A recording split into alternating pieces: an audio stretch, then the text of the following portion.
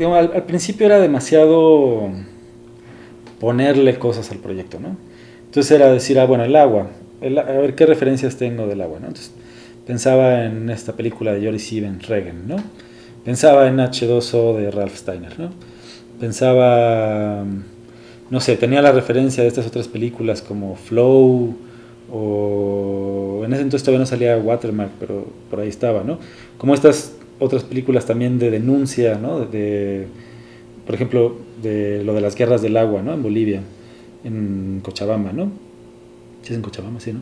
Eh, estos conflictos de despojo de agua, etcétera. Entonces, como que de ahí tenía que más o menos decir, bueno, a ver, sí quiero hacer algo medio experimental, donde nos clavemos, eso lo platiqué mucho con Sheila, la fotógrafa, ¿no? Hagamos algo así como eso, ¿no? Superficies de agua, brillos, luces, etcétera, en movimiento, ¿no? Tratar de buscar así los movimientos y eso, pues ir viendo los archivos que vayan apareciendo y a ver cómo lo vamos mezclando, ¿no? La primera entrevista que hicimos en realidad era una que marcó mucho el estilo ya de todo el documental. Luis Moret, ¿no? Hacía unas investigaciones arqueológicas en el antiguo lago de Texcoco, donde habían encontrado además altares hechos, ¿no? Para probablemente pedir, ¿no? Al agua y a las cosechas, bueno, ¿no? Sí, ¿no? Como a una cosecha rica. Y estaba en medio de un espacio que era totalmente desértico, ¿no? Porque el lago de Texcoco era un lago salado, que a la hora de ser desecado, pues termina siendo una especie de desierto de sal, ¿no? Entonces ver esa imagen me acuerdo que me impresionó mucho, contacté a este señor me dijo, bueno, pues mira, yo lo que conozco son justo los niveles de agua que existían en este espacio. Entonces dije, bueno, pues además era una persona que era muy, o sea, hablaba de manera muy fluida. Entonces yo finalmente le dije, oye, sí me gustaría que tú nos comentaras, de hecho casi no ni aparecerías en cámara, pero sí me gustaría mucho escuchándote hablar de cómo eran los niveles de agua en el antiguo lago de Texcoco, cómo fluctuaban, y hacerlo en este espacio, ¿no? O sea, en el lago de Texcoco. Por otro lado, yo en ese entonces estaba yendo con una geóloga que hace estudios en el Valle del Mezquital sobre el agua, y ella me permitió, porque es muy difícil entrar a esta región, ¿no? De hecho es el lugar donde ahorita están construyendo el aeropuerto, y entonces finalmente ella me consiguió ahí, me dijo por dónde tenía que ir en Conagua, me dieron el permiso, me lo dieron muy acotado, ¿no? O sea, me dijeron, bueno, tienes 7 días, que eso incluía pues nuestro scouting y pues algunos días para estar viendo y haciendo tomas ahí, ¿no? Y además Luis Moret se tenía que ir, entonces teníamos un día nada más. Y digo, mi idea era eso, que se tenía que ver seco el espacio, y justo empezaba la temporada de lluvias, ¿no? Entonces fueron nada más las 2 primeras lluvias de ese año, yo creo. Y entonces llegamos y acaba de caer un aguacero el día anterior. Entonces al final también le dio un tono muy curioso al espacio, porque era sí este espacio medio desolado, pero donde se percibía cierta humedad y donde hasta parecía que era como los últimos charquitos, digamos, del lago de Texcoco, ¿no? Y entonces hicimos esta toma donde va cruzando el, ¿no? A cuadro, y me acuerdo que él hasta nos dijo así como de, ¿qué quieren que haga? Que le puse un lavalier. Y dije, pues tú camina y ve hablando, ¿no?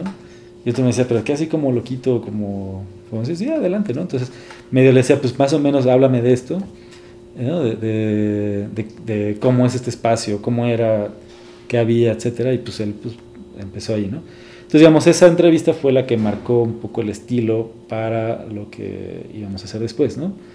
Me empecé a dar cuenta de que había ciertos discursos, ciertas responsabilidades, ciertas formas de aproximarse al tema del agua que quizá no podía dejar de lado, y entonces empecé a hacer ciertas entrevistas ya más formales, ¿no? A cuadro, ya con científicos que hablaban del problema, etcétera, y que desafortunadamente a la hora de pegarlo todo no quedaban, ¿no? Porque no quedaban con esta primera idea que yo había tenido, ¿no? Entonces, digamos, fue un momento muy también complicado, porque de repente el documental empezaba a tirar para muchas partes, ¿no? Y había como esta responsabilidad de, bueno, a ver, ¿lo pongo, no lo pongo? Una persona que me ayudó mucho, por ejemplo, es una investigadora del Instituto de Geología, que se llama bueno, es la doctora Cristina Sive, y ella lleva 20 años trabajando en el Valle del Mezquital, ¿no? Que es la zona a la cual salen todos los desechos de agua de la Ciudad de México. Y esa agua, sin ningún tipo de tratamiento, se utiliza para cultivo.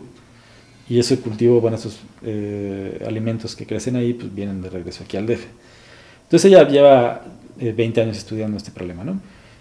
Y ella, justo un poco yo venía, en mi planteamiento original era, pues sí, o sea, voy a mostrar la situación horrible en la que vive la gente allá, ¿no? Que está en medio de este espacio todo contaminado y además pues este círculo tan grotesco, ¿no? De cultivar con la propia mierda de la Ciudad de México sus alimentos y luego devolvérselos.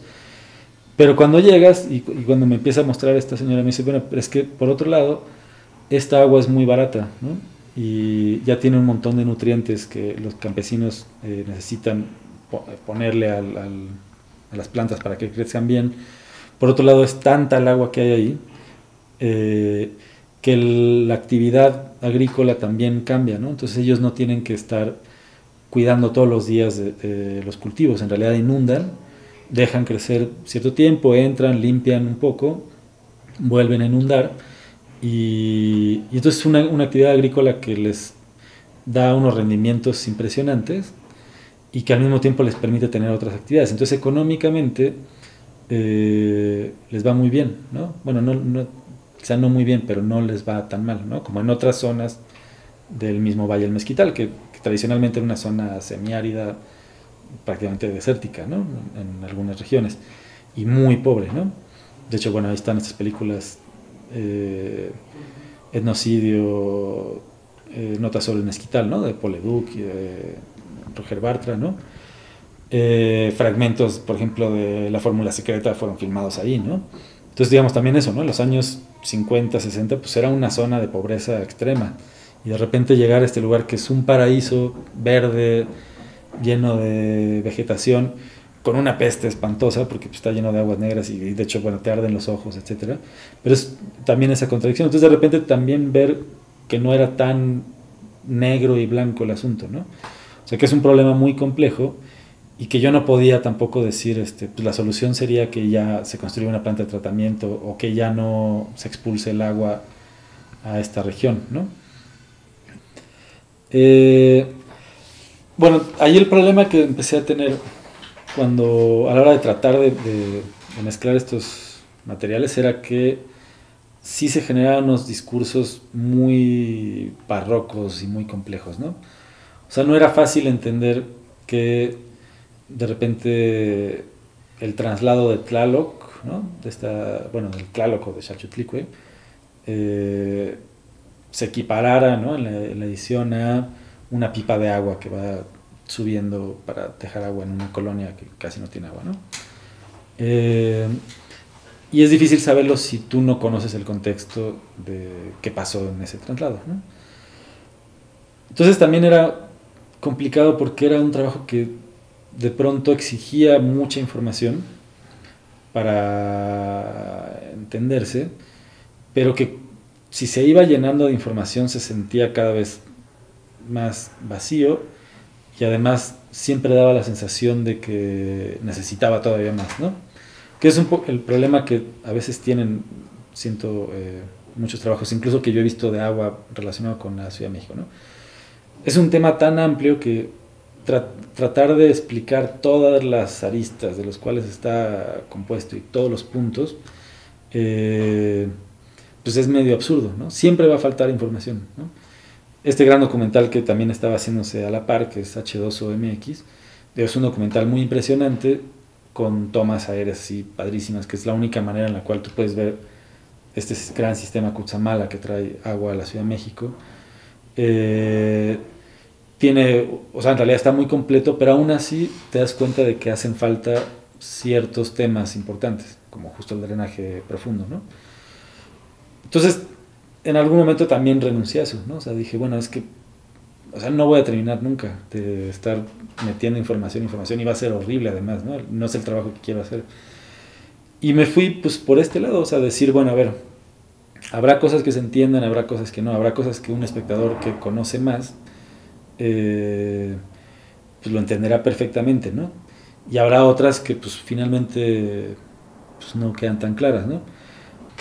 Que entonces lo que pasó fue eso, que de repente no tenía un estilo particular, definido, uniforme, que pudiera verse así casi desde los primeros minutos del documental, ¿no? Sino que eran pedazos de información que iban apareciendo por aquí, por allá, estilos que se sobreponían, ¿no? De repente algo más observacional con otro mucho más, un estilo de edición mucho más rápido, ¿no? Con un ritmo mayor y donde pues como que te inducía un poco más, ¿no? A ciertos aspectos, ¿no? Y eso pues al final a mí no me disgustaba, ¿no?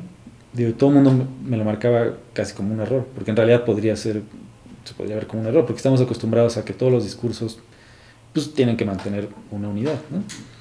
Y, y esto pues digo, pues al final parecía también una especie de desafío, ¿no? Así como decir, bueno, pues, ¿no? Como una cuestión pues casi como política, ¿no? Así decir, bueno, yo no quiero entrar en estos como marcos ya preestablecidos del documental.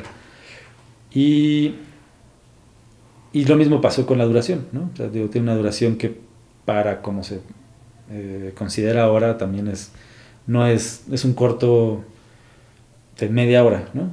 Entonces, digamos, quizás hace algunos años era un tiempo normal para un cortometraje, pero ahora es pues demasiado largo, ¿no? Y demasiado corto para hacer un largometraje, ¿no? Entonces también ahí, digo, ¿no? O sea, como esta parte de jugar con esto de qué entendemos, ¿no? Este documental, la idea del documental y qué tiene que tener, ¿no? Cómo lo entendemos de maneras diferentes en cada contexto y jugar con todo eso y pues armar ahí una especie de Frankenstein, ¿no?